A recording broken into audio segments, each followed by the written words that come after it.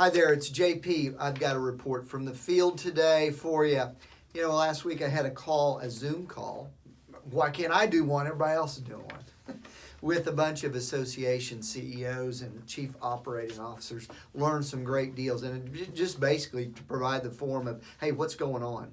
And so I've got a few of the notes that I thought I could pass along to you as we're kind of wrapping up this unprecedented month in the association space. In terms of membership, people are hungry for information and willing to actually pay for it. Reach out to members and non-members alike with compassionate messaging, the right tone, very important.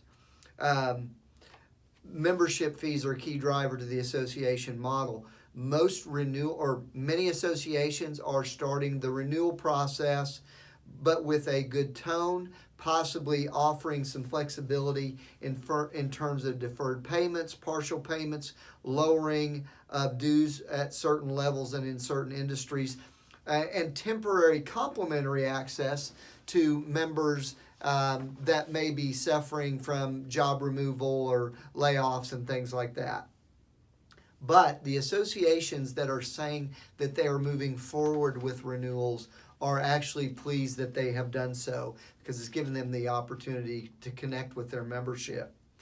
Associations have also opened up their information portals for non-members as a public service and actually gaining new members by doing so. Very interesting.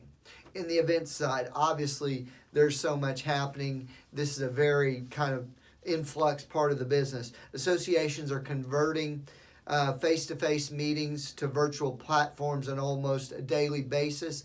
There's a lot of interest and questions around what platforms to use and how to execute. I think that's going to be kind of a moving target and a thing that associations are going to be very interested in. What works best? The one thing that we did see was where you're more the launch of different pieces of content in that virtual meeting may need to be really balanced, and there's need to be a right cadence to that. People are probably not going to sit through a 5 or 6 hour Zoom call or virtual conference. So think about your delivery system there. The use of webinars becoming very, very popular, not only on the event side, but also sponsorships.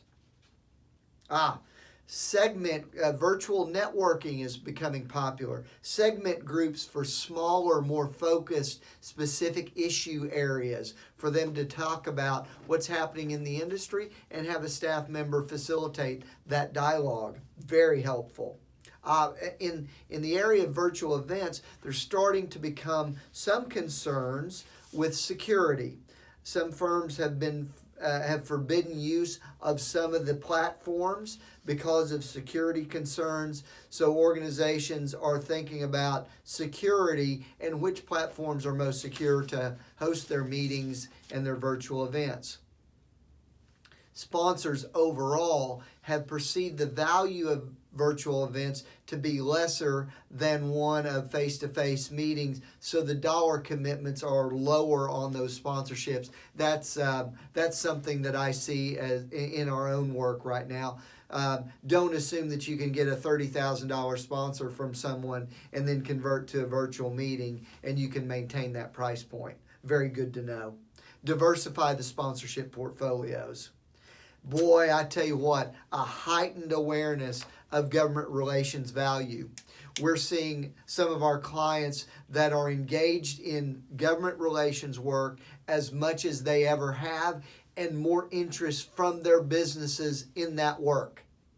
So if you have a strong and robust government relations platform, now is the time to showcase it. Now is the time to showcase it in terms of implementation and guidance on PPP or other government programs. Frankly, that's where the resources are right now, folks, and that's where they may need help and guidance from you, both your members and your non-members, because your non-members may for the first time see the value of government relations.